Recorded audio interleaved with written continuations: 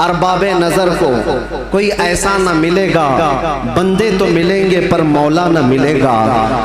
तारीख अगर ढूंढेगी सानी मोहम्मद को, सानी तो बड़ी चीज है साया न मिलेगा। किताबे फितरत के वरक पर अगर, किताबे फितरत के वरक पर अगर नाम अहमद रकम न होता, ये नक्शे हस्ती उभर न सकता, वजूदे लौहो कलम न होता। ये नक्शे हस्ती उभर न सकता, वजूदे लौहो कलम न होता। या रसूल अल्लाह तेरे गुलामों पर नुमाया जो तेरा अक्से करम न होता, तेरे गुलामों पर नुमाया जो तेरा अक्से करम न होता, तो बारगाहे अज़ल से तेरा खिताब खैरुल उमम न होता। सुभान अल्लाह। बारगाहे अज़ल से तेरा खिताब खैरुल उमम न होता। न रूहे हक से नकाब उठता, न जुल्मतों से हिजाब हटता। फरोग बख्श निगाहे इरफां अगर चिरागे हरम न होता, जमीन न होती फलक न होता, कलम न होता, अरब न होता, अजम न होता, ये महफिले कोनो मकान न होती अगर वो शाहे उमम न होता। ये महफिले कोनो मकान न होती अगर वो शाहे उमम न होता। लाखों सलाम उस आका पर, बुत लाखों जिसने तोड़ दिए। लाखों सलाम उस आका पर, बुत लाखों जिसने तोड़ दिए। दुनिया को दिया पैगाम सुकून, तूफानों के रुख मोड़ दिए।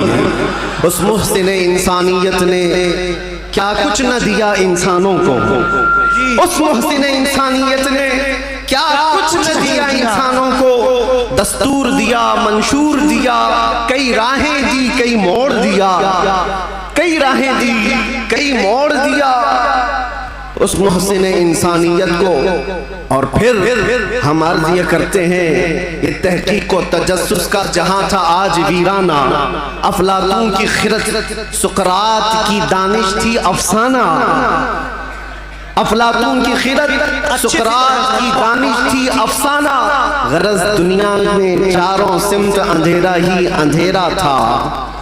गरज दुनिया में चारों सिमत अंधेरा ही अंधेरा था। निशाने नूर गुम था और जुल्मत का बसेरा था। दुनिया के उफक पे, दुनिया के उफक पे दफ़अतन सैलाब नूर का आया। दुनिया के उफक पे दफ़अतन सैलाब नूर का आया।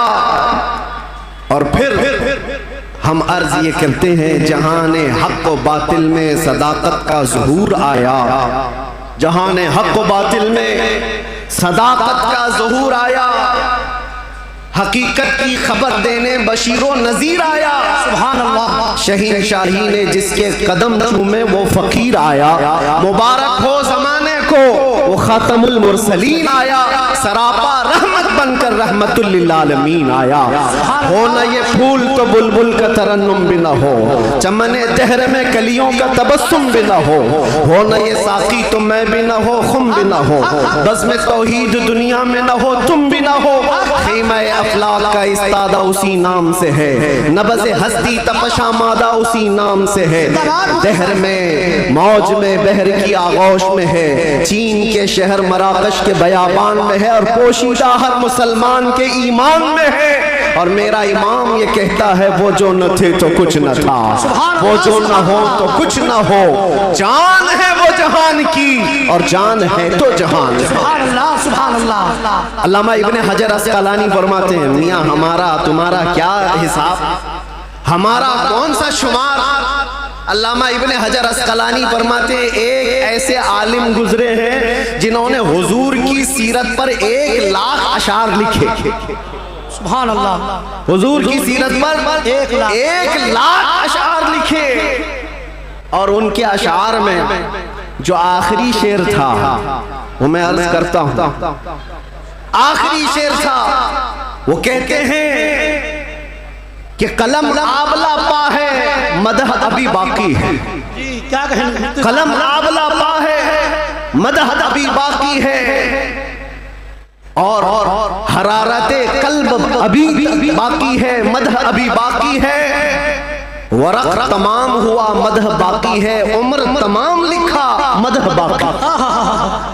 उम्र तमाम लिखा, मदह अभी बाकी है, जिसको हाफिज शिराजी ने कहा था, या साहिबल जमाली व या सय्यिदल बशर मिन वजहिकल मुनीर लक़द नूबिरल क़मर ला युमकिनु सनाउ कमा कान हक़्क़ुहु बादस खुदा बुजुर्ग तुई क़िस्सा मुख्तसर।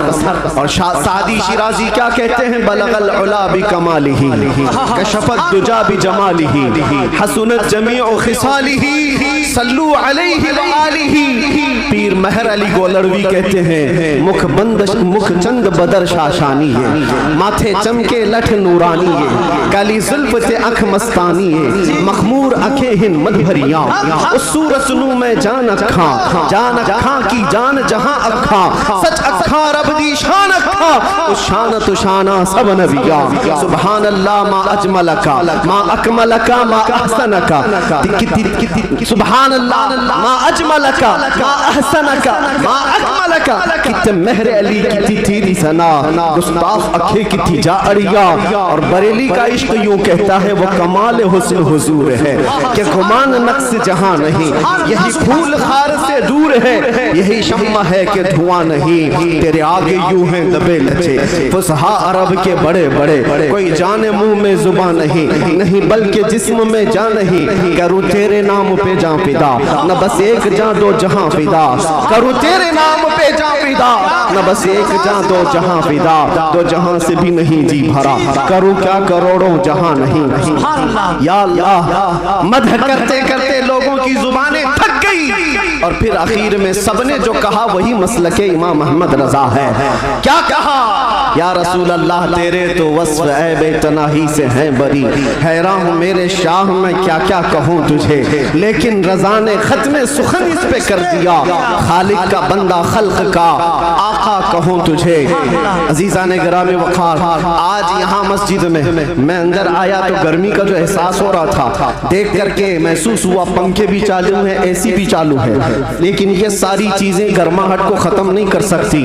फिर पता किया दिन का उजाला तो नहीं है, सूरज की तपिश तो नहीं है, गर्मी इतनी क्यों है। पता चलता है कि ये इश्क़ रसूल की गर्मी को पंखे ठंडा नहीं करते, इश्क़ रसूल की गर्मी को।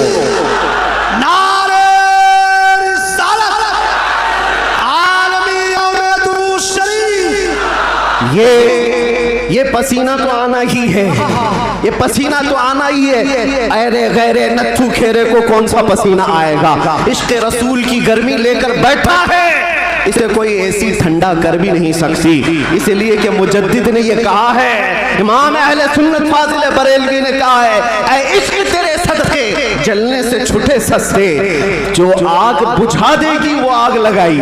सुभान अल्लाह। जहन्नम की आग को भी जो ठंडा कर सकती है वो आग हमने अपने दिल में लगाई है। माना कि जन्नत बहुत है हसी, हमने कहा है जन्नत मेरा एहतराम कर, इसलिए कि दिल में मेरे हुजूर रहते हैं।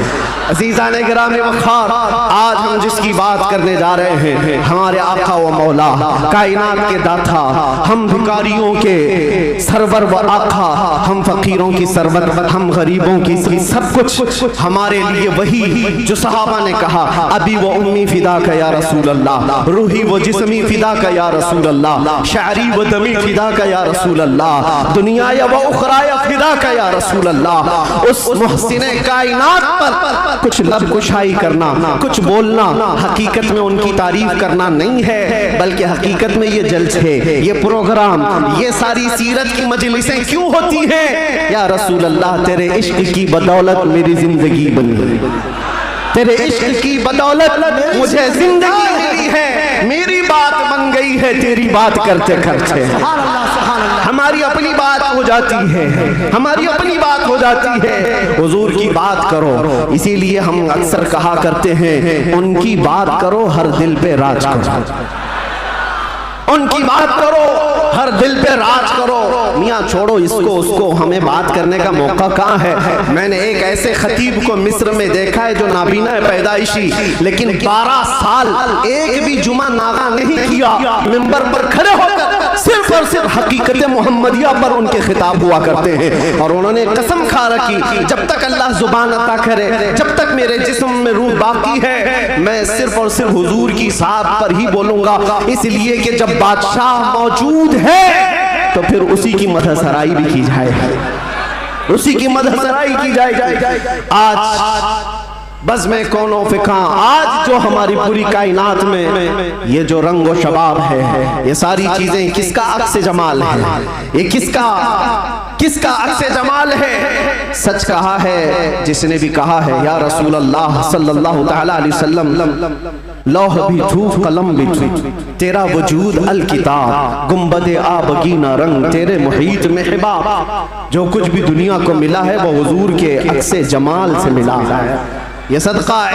आज हमारी इज्जतें, आज हमारे लिए ये रुतबे, ये शानें किस बात पर है? ये हमारी लंबी पगड़ी और जुब्बे की वजह से नहीं है। बात उनकी करते हैं इसलिए हर दिल पर राज करते हैं। बात करो तुम नबी पाक सल्लल्लाहु अलैहि वसल्लम की और फिर इज्जतों को देखो। मियां मैंने महसूस किया हुजूर की इज्जत पर पहरा देने वाले को अगर दुनिया में इज्जत है तो मौला आखिरत में क्या रुतबा अता करेगा, क्या शान अता करेगा। दुनिया में देखा है 100 साल हो गए हमारी महफिलों में आला हजरत अभी भी जिंदा है, मरने नहीं देते लोग। क्यों? इसलिए कि जो नबी की बात करता है मौला उसका नाम भी जिंदा रखता है, कलाम भी जिंदा रखता है। गुस्ताख आए चले गए, तारीख के पन्नों में अभी नाम भी गुम हो गए। बहुत सारे कीड़े मकोड़े आएंगे मौसम में और चले भी जाएंगे, चले जाएंगे। उनकी तारीख, उनके कलाम महफूज नहीं रहे और लोगों को याद भी नहीं रहता चंद साल पहले क्या हुआ था, उसके बाद क्या हो रहा है, सब भुला दिए जाते हैं। उतबा, शैबा, अबू लहब और इससे बड़े बड़े बहुत सारे आए तारीख के। हर साल कोई ना कोई नाजायज वलदुल हराम होता है जो हुजूर की इज्जत पर भौंकता है, लेकिन वो मौसमों के साथ ऐसे ही खत्म भी हो जाता है। बाकी कौन होता है? इकबाल को सुनो, इकबाल ने कहा है बातिल से डरने वाले है आसमां नहीं है हम 100 बार कर चुका है तो इम्तिहान हमारा। तौहीद की अमानत, इश्क़े रसूल की अमानत सीनों में है हमारे, आसान नहीं मिटाना नामो निशान हमारा। यूनानो, मिस्र, रोमा सब मिट गए जहां से, बाकी मगर है अब तक नामो निशान हमारा। ये नामो निशान जो हमारा बाकी है वो इस वजह से नहीं है कि हमारे पास कुव्वत फौलादी है, हमारे पास ताकत कोई असबाबी है। नामो निशान जो बाकी है वो हुजूर पाक के नाम की बरकत से है, बेशक बेशक वो कभी खत्म नहीं होने वाली है। नाम रसूल पर जो जिंदा हुआ सुबह क़ियामत तक मौला तबारक व तआला उसके नाम को और उसके कलाम को जिंदा रखता है। अज़ीज़ान गिराम वक़ार, हम उस अजीम मोहसिन कायनात की सीरत पर आज गुफ्तगू करने आए हैं जिसका हर जर्रा, जिंदगी का हर लम्हा महफूज कर दिया गया है। पूरी तारीख उठाकर देख लेना, पूरी तारीख। कोई एक ऐसा शख्स ला करके दिखा दो जिसके पैदा होने से उसकी कब्र में जाने तक नहीं, मेरे अजीज, दुनिया शुरू होकर के अब तक जिसके हालात वैसे महफूज किए गए हों जैसे मेरे आका के महफूज किए गए। अरे सहाबा तो ये तक महफूज कर गए कि हुजूर मुस्कुराते थे तो कितने दांत दिखते थे। हुजूर पाक सल्लल्लाहु तआला अलैहि वसल्लम की उम्र मुबारक जब ज्यादा हुई थी तो सहाबा ने ये भी गिन रखा था कि हुजूर की दाढ़ी मुबारक में सफेद बाल कितने थे। हर चीज महफूज रखा है। तुम क्या समझते हो? यानी आजकल के किसी मोहल्ले से निकला हुआ कोई पाखंडी हुजूर के नाम पर भोंके तो हुजूर की इज्जत पर फर्क आएगा? तू घटाए से किसी के न घटा है न घटेगा, जब बढ़ाए तुझे अल्लाह ताला तेरा। नबी पाक सल्लल्लाहु ताला अलैहि वसल्लम की हर चीज को अल्लाह ने महफूज रखा। आपको पता है लोग आज उलझते हैं, कोई भी आ जाता है इंटरनेट पर उसको देख करके बहकने लगते, नए नए अपने अपने अंदाज में फिक्र बनाते हैं। मियाँ अब तो इंटरनेट का दौर है, गूगल ही सबका उस्ताद बन गया है। यूट्यूब पर कोई भी लचकदार बातें करने लगे उसके फॉलोवर हो गए। आप नौजवानों को एक सवाल बार बार ये आता है, हुजूर का दीन एक ही है, हुजूर का दीन एक ही है। हुजूर पाक सल्लल्लाहु अलैहि वसल्लम ने जो कुरान अल्लाह की बारगाह से हमें दिया है वो एक ही है। तो फिर ये बाद में आने के बाद तुम कहते हो चलो मान लिया सुन्नी सब हक पर है, फिर ये सुन्नियों में ये हनफी भी है, शाफी भी है, मालिकी भी है, हम्बली भी है, ये क्या है? चार अलग अलग क्यों तरीके अपना लिए? जब तुम कहते हो सब हक पर है तो ये चार अलग अलग क्यों है? हिकमत में आपको अर्ज करता हूं, मेरे गुफ्तगू से ताल्लुक, ये टॉपिक अगरचे ना हो, लेकिन जो उन्वान से ताल्लुक रखने वाली बात है वो मैं इतनी अर्ज करके जाऊंगा। किसी और वक्त पर इज्तिहाद क्या है, मुज्तहिदीन कौन है, तकलीद क्या है और तकलीद कैसे होती है, बात कर लेंगे। इसलिए कि बहुत सारे लोग आजकल सिर्फ इंजीनियरों को सुन रहे हैं, डॉक्टरों को सुन रहे हैं, प्रोफेसर को सुन रहे हैं। अरे दीन की तबलीग इंजीनियर क्या करेगा, ठाई लगाने वाला। जिस तरह से यहाँ से रफू चक्कर होकर के कई लोग जा चुके हैं, ऐसे ही नंबर आता रहेगा। तुम्हारे पास अगर दीन बाकी रहेगा तो वही दीन बाकी रहेगा जो गौसे आजम से मिला, जो गरीब नवाज से आया है, जो आला हजरत से होकर के आया है। दज्जाल और शैतान हर जमाने में आते रहेंगे और जो उनके मुरीद हो गए इन तूफानों में जो बह गए, जो बाकी रह गए इंशाअल्लाह उनका ईमान सलामत रहेगा। हुजूर पाक सल्लल्लाहु तआला अलैहि वसल्लम, अब सुनिए, सहाबा इकराम रिज़वानुल्लाहि अलैहिम अजमईन ने हुजूर को देखा और उसके बाद अपने बाद आने वालों को बताया हुजूर की तारीख, हुजूर की सीरत। इमाम आज़म अबू हनीफा नमाज पढ़ते हैं, एक बार हाथ उठाते हैं और फिर उसके बाद नमाज में कभी हाथ उठवाते नहीं, रुकू के बाद नहीं। इमाम शाफी रहमतुल्लाहि तआला अलैह नमाज में हाथ उठाते रफ़ा यदैन, फिर रुकू के बाद भी उठाते हैं, फिर नई रकात शुरू हो तो उठाते हैं रफ़ा यदैन तीसरी रकात पर। तो ये रसूल को मानने वाले, इनका तरीका अलग, उनका तरीका अलग। ये एक मिसाल दे रहा हूं, एक मिसाल दे रहा हूं। ऐसे बहुत सारी चीजें मसाइल में इख्तिलाफ, ये चारों मज़ाहिब में। तो लोग ये कहते हैं अगर चारों हक पर हैं तो अलग अलग क्यों है, एक रसूल के मानने वाले। मेरे अजीजों, अल्लाह के नबी सल्लल्लाहु तआला अलैहि वसल्लम ने कभी नमाज ऐसे भी पढ़ी, कभी नमाज वैसे भी पढ़ी। हुजूर पाक सल्लल्लाहु अलैहि वसल्लम ने एक बार रकात बांध करके नमाज अदा फरमाई और उसके बाद फिर अपने हाथों को कभी नहीं उठाया।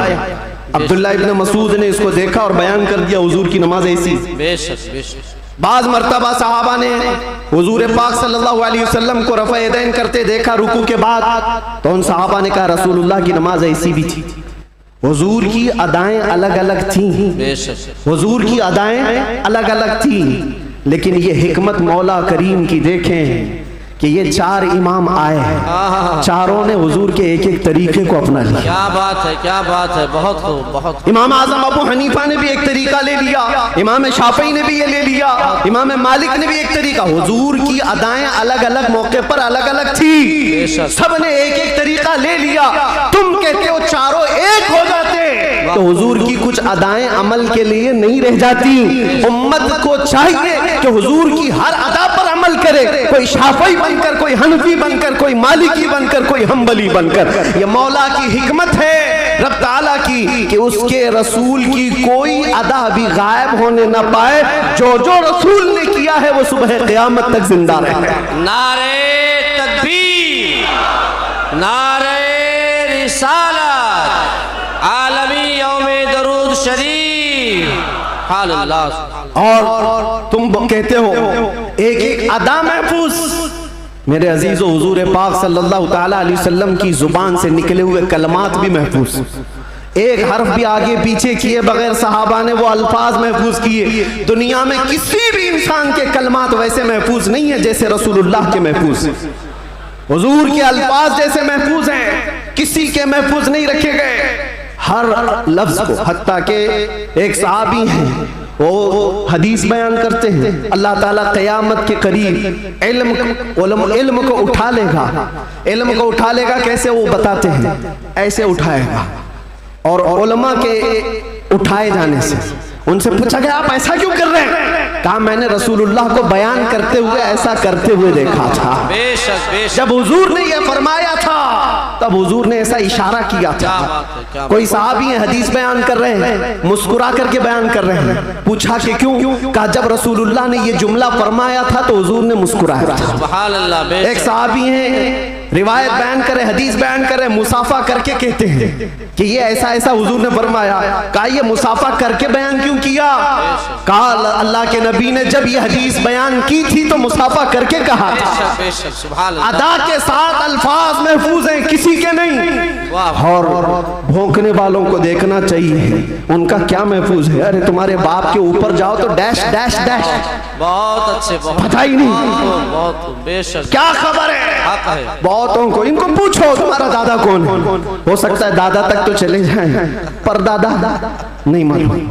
लादरी हा लादरी, क्या बात, उसके ऊपर नहीं पता, तुम्हें तुम्हारी नसब से नहीं पता, और हुजूर पाक सल्लल्लाहु अलैहि वसल्लम के मुतालिक बात करते हो और तुम्हें पता है अल्लाह के नबी सल्लल्लाहु ताला अलैहि वसल्लम का नसब बाप से, दादा से, परदादा से, उसके ऊपर से नहीं। मैं गिनाता हूँ, हजरत आदम अलैहिस्सलाम को अल्लाह ने रूए जमीन पर भेजा, आदम अलैहिस्सलाम की पेशानी में मेरे मुस्तफ़ा का नूर रखा, आदम अलैहिस्सलाम की पेशानी से नूर मुस्तफ़ा मुंतकिल होकर उनके बेटे हजरत शीस अलैहिस्सलाम के पास आया, हजरत शीस अलैहिस्सलाम के बेटे थे यानिश, उनके पास आया, यानिश से कैनन में आया, कैनन से महलाइल में आया, महलाइल से यरद में आया, यरद से इदरीस अलैहिस्सलाम की पेशानी में मेरे मुस्तफ़ा का नूर आया, इदरीस अलैहिस्सलाम से लामिक में आया, लामिक से हजरत नूह अलैहिस्सलाम की पेशानी में आया, हजरत नूह अलैहिस्सलाम से उनके बेटे थे साम, उनके पास ये नूर मुस्तफ़ा आया, साम से अरफक्षज में आया, अरफक्षज से शालिख में आया, शालिख से ऐबर में आया, ऐबर से फालिख में आया, फालिख से राऊ में आया, राऊ से सारूह, सारूह में आया, सारूह से राहू में, राहू से नाहूर में, नाहूर से तारुह में, और तारुह से सैयदना इब्राहीम अलैहिस्सलाम में मेरे नबी का नूर आया है। ये मेरे आका का सफर बता रहा हूँ, नसब बता रहा हूँ। इब्राहीम अलैहिस्सलाम की पेशानी मुबारका से ये नूर मुंतकिल होते हुए सैयदना इस्माइल अलैहिस्सलाम के पास आया, उनके बेटे थे नाबत, नाबत से यशजब में आया, यशजब से यारब में, यारब से तैरह में, तैरह से मुक़व्विम में, मुक़व्विम से उदद में, उदद से अदनान में, अदनान से माद में, माद से नज़ार में, नज़ार से मुदर में, मुदर से इलियास में, इलियास से मुदरिका में, मुदरिका से खुज़ैमा में, खुज़ैमा से किनाना में, किनाना से नदर में, नदर से मालिक में, मालिक से फहर में, फहर से गालिब में, गालिब से लुई में, लुई से काब में, काब से मुर्रा में, मुर्रा से किलाब में, किलाब से खुसई में आया, खुसई से अब्द मुनाफ में आया, अब्द मुनाफ से सैयदना हाशिम में आया, सैयदना हाशिम से सैयदना अब्दुल मुत्तलिब में आया, सैयदना अब्दुल मुत्तलिब से सैयदना अब्दुल्लाह में आया, सैयदना अब्दुल्लाह से बीबी आमिना के पेट में आया, और 12 रबीउल अव्वल 20 अप्रैल को इस दुनिया में वजूद पजीर हुआ।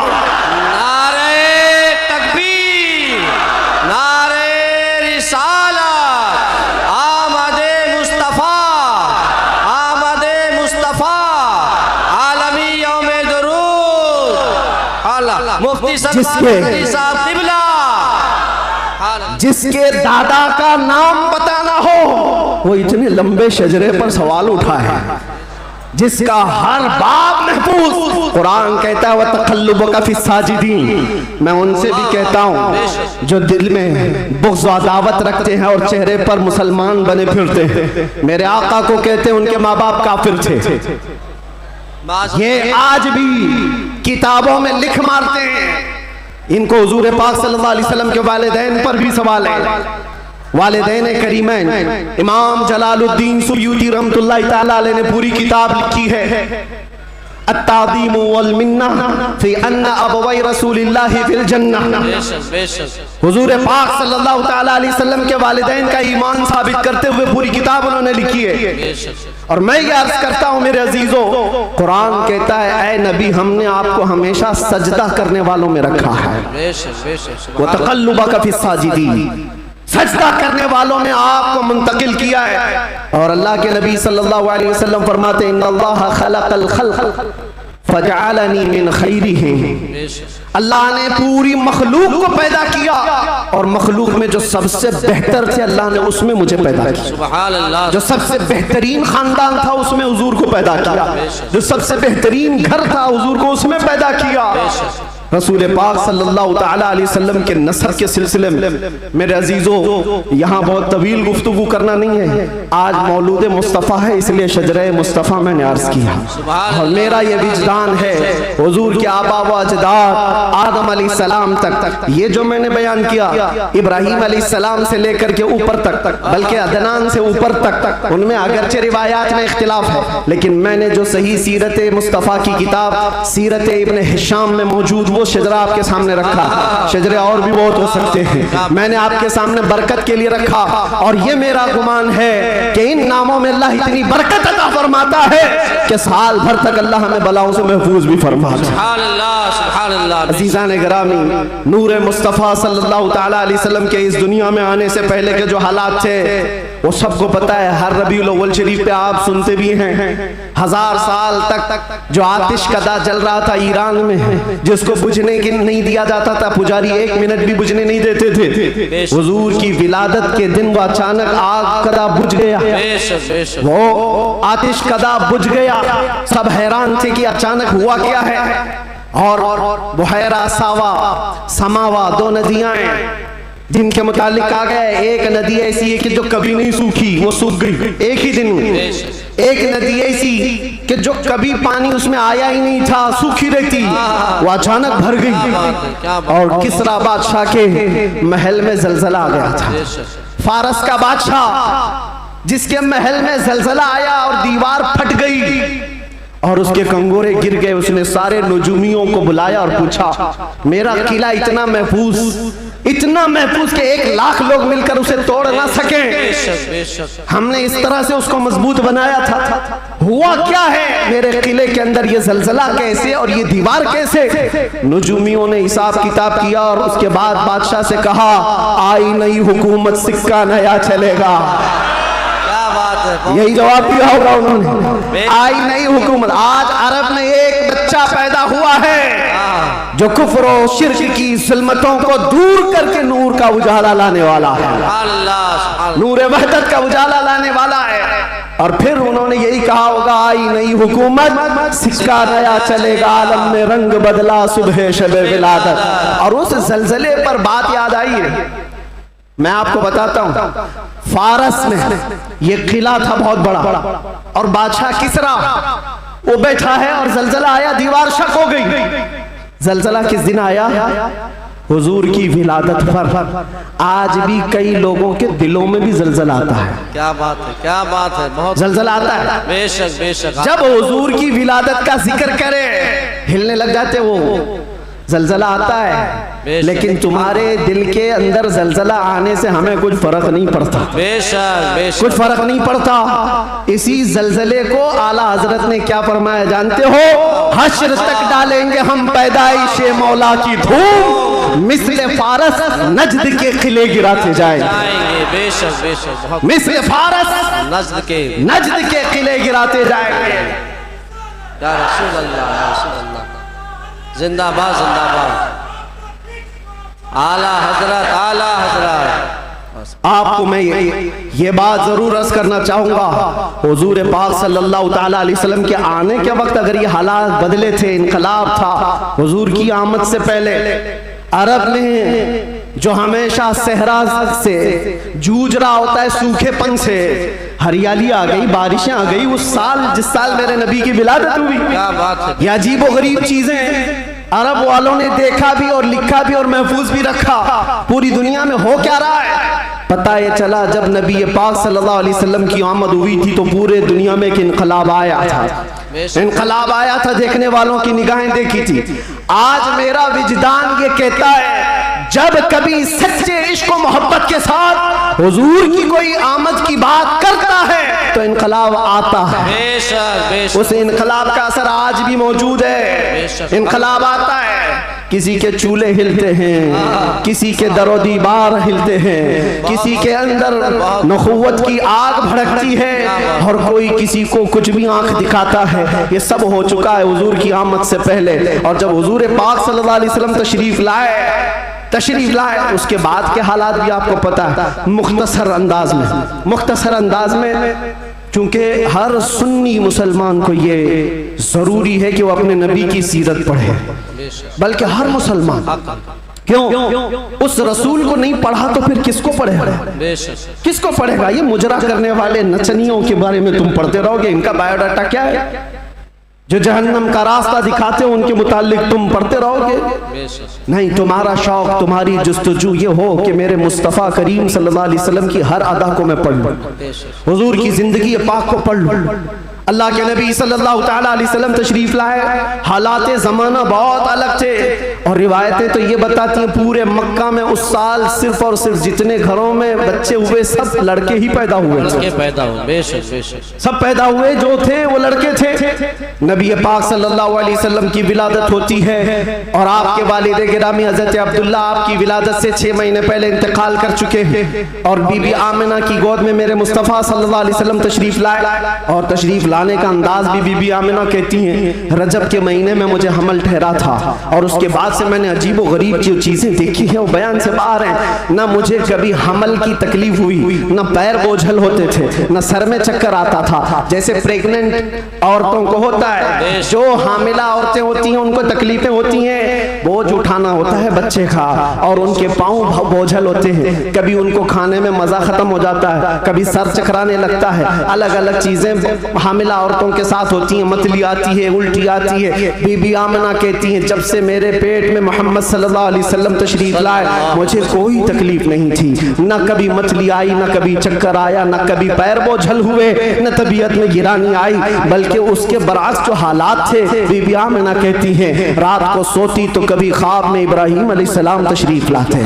और कभी मूसा अलैहिस्सलाम तशरीफ लाते, कभी ईसा अलैहिस्सलाम तशरीफ लाते और बशारत देते जाते आमिना मुबारक हो तेरी गोद में कायनात का आका आने वाला है। अल्लाह ने उसको परचम नबुव्वत ऐसा दिया है। सबकी बशारतें सुनते सुनते आ रही थी, यहाँ तक के सफर का महीना आया था, रबीउल अव्वल से पहले जो आता है। बीबी आमिना कहती है मैंने एक बार देखा जिब्राईल अमीन अलैहिस्सलातु तस्लीम सफों को दुरुस्त किए जा रहे हैं, फरिश्तों की आवाजें और मेरे घर पर हूरों के गुनगुनाने की आवाजें आती थी। पहली रबीउल अव्वल, दूसरी हुई, तीसरी हुई, चौथी हुई, ये सारे निशानियां बीबी आमिना देखती रही। कहती हैं 12 रबीउल अव्वल का वक्त था, ये 20 अप्रैल रही होगी। मेरे अजीजों, बीबी आमिना कहती हैं अचानक मेरी पेशानी से एक नूर चमका, मैं मक्का में बैठ करके मुल्के शाम के महल्लात को भी देख रही थी, इराक में मौजूद बसरा के महल्लात देख रही थी। किलोमीटर नाप के देख लेना आज मक्का से मुल्के शाम का फासला कितना है, मक्का से इराक के बसरा का फासला कितना है। वो बीबी आमिना है जिसके पेट में मौजूद रसूल हैं और उनकी आंखें मक्का से शाम तक देख रही हैं, जिसकी बरकत से आमिना मक्का से शाम तक देखती हो। उस कायनात के आका के बारे में हम ये अकीदा रखते हैं तो क्या बुरा करते हैं। हम यहाँ से पुकारे वो वहां से सुने, मुस्तफा की समाअत पे लाखों सलाम। क्या ये अकीदा बुरा है? नारे रिसालत आमदे मुस्तफा आलमी यौमे दुरूद शरीफ मुफ्ती सलमान अज़हरी साहब क़िबला हुज़ूर मोइनुल मशाइख हुज़ूर असीर मुफ्ती आज़म हिंद जिस तरफ उठ गई दम में दम आ गया उस निगाह इनायत पे। हाँ, उस रसूल पाक सल्लल्लाहु अलैहि वसल्लम की जलवागरी से पहले बीबी आमिना ये बता रही हैं रात का वक्त था और मेरे घर पर ऐसा लगता था कि नूर की जमातें उतरती जा रही हैं। कभी मुझे गुनगुनाने की आवाज़ें आती थी और हूरों की आवाज़ें हों, फरिश्तों की आवाज़ें हों। सुबह सादिक का करीब वक्त आया था, अचानक मेरे घर में 3 औरतें दाखिल हुई। मैंने पूछा ये कौन है, कहाँ से आई हैं? कहा वो दाया थी जो बच्चा पैदा होने के वक्त औरतें हेल्प के लिए, मदद के लिए आती हैं, उनको दाया कहते हैं। ये 3 औरतें आई थी। बीबी आमिना कहती हैं मैंने पूछा कौन हो तुम, कहां से आई हो? उसमें से एक औरत ने कहा मेरा नाम बीबी आसिया है, मैं दूसरी ने कहा मेरा नाम बीबी मरियम है, तीसरी ने कहा मेरा नाम बीबी हवा है। ये वो मुकद्दस खवातीन जो दुनिया की सबसे अफजल खवातीन हैं, तो हुजूर पाक की दाया बनकर के आई हैं। हजरत बीबी आमिना कहती हैं विलादत का वक्त करीब आया, अचानक मेरी आंखें बंद हुई, थोड़ी देर के बाद पलक क्या झपकी, फिर मैंने आंखें खोली तो हुजूर पाक को सजदे के आलम में मैं बाहर न देखा। बहरे कोई तकलीफ, कोई दर्द सह नहीं, हुजूर पाक सल्लल्लाहु अलैहि वसल्लम को देखा और वो भी मंजर बयान करती हैं हज़रत बीबी आमिना की शान में देखा। कहती है ना कोई आलाइश, ना कोई नापाकी, ना कोई गंदगी। हुजूर पाक सल्लल्लाहु अलैहि वसल्लम जब पैदा हुए थे धुले धुलाए हुए आए थे, नहाए हुए आए थे, सुरमा लगाए हुए आए थे, खतना किए हुए आए थे। और हज़रत बीबी आमिना कहती है सजदे के आलम में इस तरह से थे कि हुजूर पाक सल्लल्लाहु अलैहि वसल्लम के जिस्म का सामने वाला हिस्सा नजर ना आए। वो कायनात का आका और मौला दुनिया में आ रहा है तो सजदे के आलम में आ रहा है। क्या बात है। और जब तशरीफ लाए बीबी आमिना खुश थी कि गुलाब जैसी रंगत जिसको देखे तो आंखें झपकाना भूल जाए। वो हुस्न जमाल का बादशाह दुनिया में आया है। तो बीबी आमिना कहती हैं अचानक 3 फरिश्ते आए, 3 लोग आए। एक के हाथ में तश्त था, एक के हाथ में कुछ रुमाल थे, एक के हाथ में पानी था, और उन्होंने उठाया मेरे बच्चे को तश्त पर रखा, पानी डाला और रेशम के लिबास में मलबूस किया और गायब हो गए, चले गए। हजरत बीबी आमिना कहती है मैं परेशान हो गई, अजनबी लोग आए और लेकर चले गए। कहाँ चले गए, कौन थे ये, मेरे बच्चे को गायब कैसे कर दिया गया। थोड़ी देर गुजरी थी कि हुजूर दोबारा तशरीफ लाए।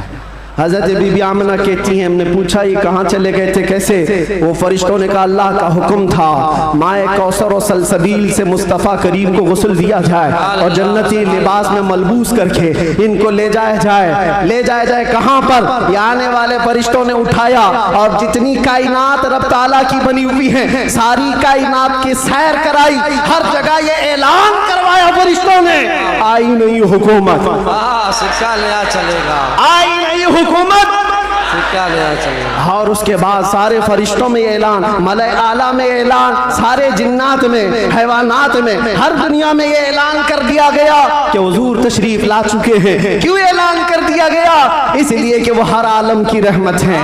किसी आलम में रह जाते वो हर आलम की रहमत हैं, किसी आलम में रह जाते ये उनकी मेहरबानी है कि ये आलम पसंद आया। नारे तकबीर, नारे रिसालत, आमदे मुस्तफ़ा हुजूर मोइनुल मशाइख मेरे अजीज़ों, सईद नूरी साहब क़िबला नबी पाक सल्लल्लाहु ताला अलैहि वसल्लम को पैदा होने के बाद बीबी हलीमा सादिया अपने घर ले गईं। 2 साल तक दूध पिलाया और वापस ले आई। सैयदा बीबी आमिना रज़ियल्लाहु ताला अन्हा की परवरिश में थे।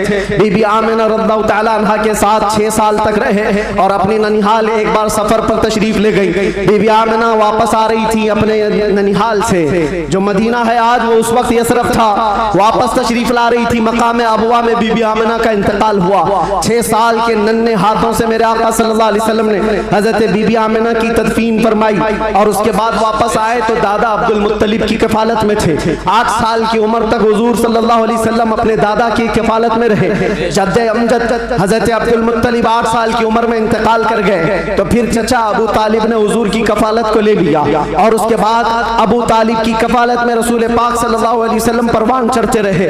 11 साल की उम्र हुई तो पहला तिजारती काफिला जो मुल्क शाम जा रहा था अबू तालिब के साथ सफर किया। सफर के दौरान एक राहिब था, ईसाई था, बड़ा आलिम था।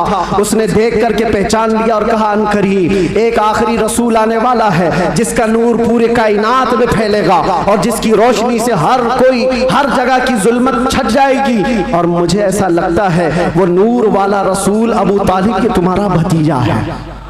बशारत दे दी और कहा इनके दुश्मन यहूदी होंगे, कत्ल कर देंगे, इनको वापस ले जाओ। वापस ले आए। मुल्क शाम में यहूदियों के करीब न जाने दिया।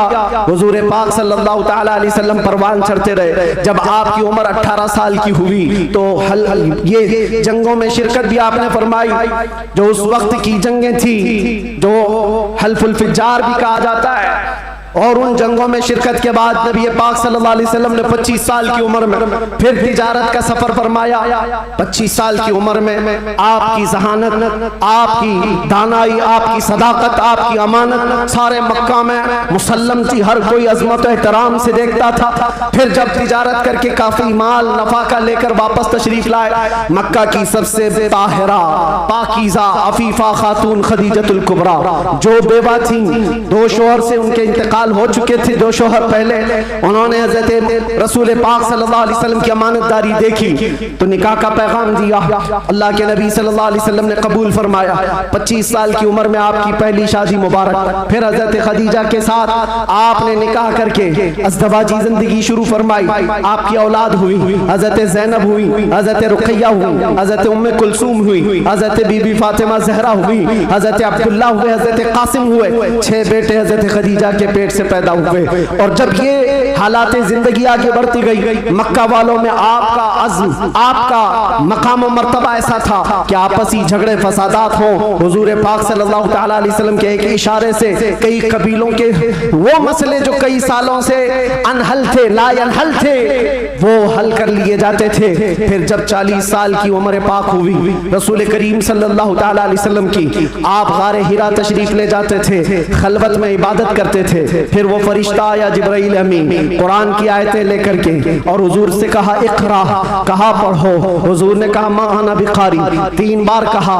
उसके बाद कहा इक़रा बिस्मि रब्बिकल्लज़ी खलक़, पढ़ो अपने उस रब के नाम से जिसने तुम्हें पैदा किया है। अल्लाह के नबी ने पढ़ना शुरू फरमाया, 5 आयतें उतरी, उतर कर गारे हिरा से वो सूए कौम आया है, जहां को अंधेरों से निकालने वाला वो रसूल तशरीफ लाया गारे हिरा से। और जब तशरीफ लाए फिर अल्लाह के नबी सल्लल्लाहु अलैहि वसल्लम ने ऐलान नबुव्वत फरमाया, मक्का वालों को जमा किया, अपने नबी आखिर ज़मा होने का, अल्लाह के एक होने का ऐलान किया।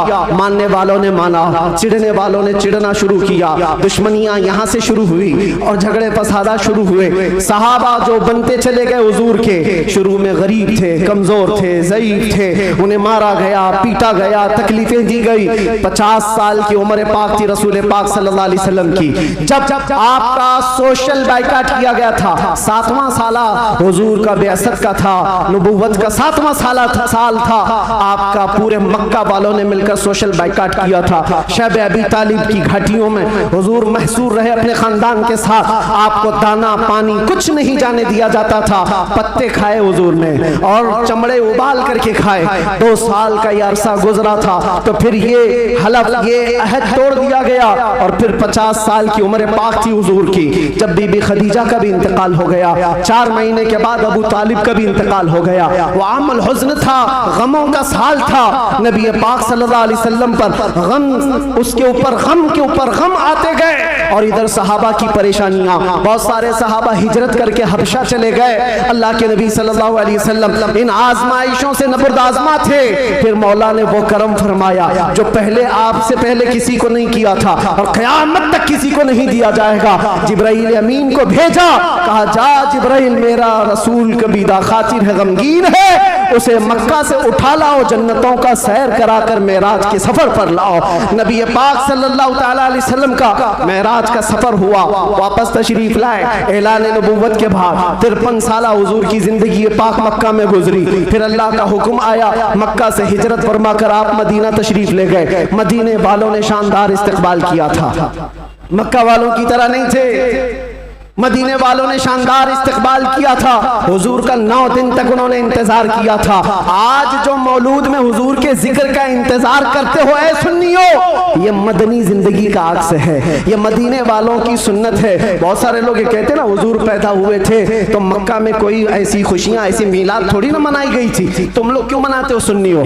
उनसे ये कहो मक्का में जब हुजूर पैदा हुए थे तो सब काफिर ही काफिर थे, काफिर ही काफिर थे। हाँ, बीबी आमिना हज़रत अब्दुल मुत्तलिब को छोड़कर बात कर रहा हूँ। उस वक्त खुशियां मनाई बीबी आमिना ने भी, हज़रत अब्दुल मुत्तलिब ने भी। हाँ, सवाल करना है तो ये सवाल करो, जब हुजूर ने ऐलान किया था अपने नबुव्वत का और 13 साल बाद जब मदीने आए थे तो मदीने वालों ने खुशियां क्यों नहीं मनाई? ये पूछना है तो पूछो, हम तुम्हें तारीख की हर किताब खोलकर सन्नाटेदार थप्पड़ मार करके भी बताएंगे। वो बनु नज्जार की बच्चियां जो पढ़ती थी, आज भी हर मस्जिद से आवाज आती है, तला अल बद्रु अलैना मिन खनियातिल वदाई वजबत शुक्र अलैना मा दआ लिल्लाहि दाई। वो बच्चियां क्या कहती थी? ये दफ बजा बजा कर हुजूर का इस्तकबाल करती थी। वो यूं कहती थी, अरे सनियतुल वदा की घाटियों से हम पर 14वीं का चांद आ गया है, अल्लाह की तरफ बुलाने वाला रसूल हमारे दरमियान आ गया है, हम सब पर अब शुक्र वाजिब हो गया है। ये मदीने वालों की खुशियां थी। मेरे अजीजों, पहला साल था, दूसरा साल, फिर जंगे बदर हुई, फिर उसके बाद 1 साल के बाद जंगे उहद हुई, फिर उसके 1 साल के बाद ग़ज़वा-ए खंदक हुआ, फिर ये जंगें होती रही। तकरीबन 17 जंगें हुजूर पाक सल्लल्लाहु अलैहि वसल्लम बनफ़्स नफ़ीस शरीफ फरमाए। ये 10 साल के अंदर उसमें कई अल्लाह के नबी सल्लल्लाहु अलैहि वसल्लम की ज़ौजियत से शरफ याब होने वाली ख़वातीन भी आई। हज़रत सौदा आई, हज़रत मैमूना आई, हज़रत उम्मे सलमा आई, हज़रत आयशा भी आई। ये 2 हिजरी की बात है। हजरत आयशा हुजूर पाक सल्लल्लाहु अलैहि वसल्लम की बारगाह में रुखसती लेकर के आई। हजरत आयशा, हजरत सौदा, हजरत उम्मे सलमा, हजरत हफ्सा आई, हजरत सफिया आई, हजरत जुवैरिया आई, हजरत आखिर में हजरत बीबी मैमूना आई और बीबी मारिया किप्तिया आई। उनके पेट से हुजूर पाक सल्लल्लाहु अलैहि वसल्लम के एक बेटे हजरत इब्राहिम भी पैदा हुए। ये 6 साल गुजरे थे। 7वां साल था जब नबी पाक सल्लल्लाहु अलैहि वसल्लम 1400 सहाबा के साथ मक्का तशरीफ ले जा रहे थे उम्रा के लिए। मक्का वालों ने रास्ता रोक दिया, परमिशन नहीं है। बहुत सारी जगहों पर जिनका गलबा असर और रसूख है, समझते हैं हम जिसे चाहेंगे परमिशन देंगे। हम मेरे अजीजों, ये गलबा और ये ताकत ज्यादा देर की नहीं होती, सच्चे ज्यादा देर की नहीं होती। आज तुम मसनद नशीन हो, कल गधे नशीन बन जाओगे। क्या कहने मुफ्ती साहब, बहुत खूब। थोड़ी देर की बात है और फिर मैं वो बात कहूंगा तो लोगों को फिर वो हो जाएगा कुछ देर की खामोशी। अरे खामोशी रहो भाई, खामोश रहो भाई।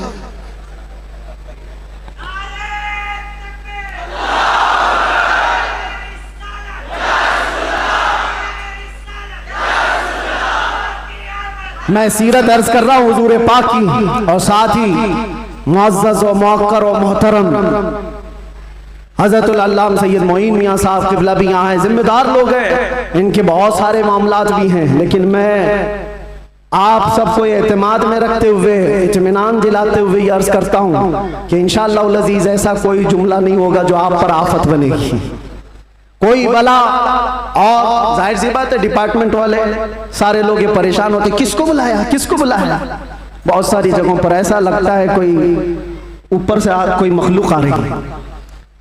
बहुत सारी जगहों पर ये बात होती है। मैं उनको भी कहता हूँ, मियाँ मैं नॉर्मल साधारण सा आदमी हूँ, साधारण सा आदमी हूँ, फितना फसाद नहीं चाहता, जंगो जिदाल नहीं चाहता, लेकिन बात वही करता हूँ जो दिल में उतरती है, जो मेरे दिल पर लगती है वो बात अर्ज करता हूं। और अगर ये जुर्म है तो फिर मैं ये कहूंगा कि इश्क अगर जुर्म है तो फांसी की सजा दी जाए। इश्क अगर जुर्म है तो फांसी की सजा दी जाए। दरे में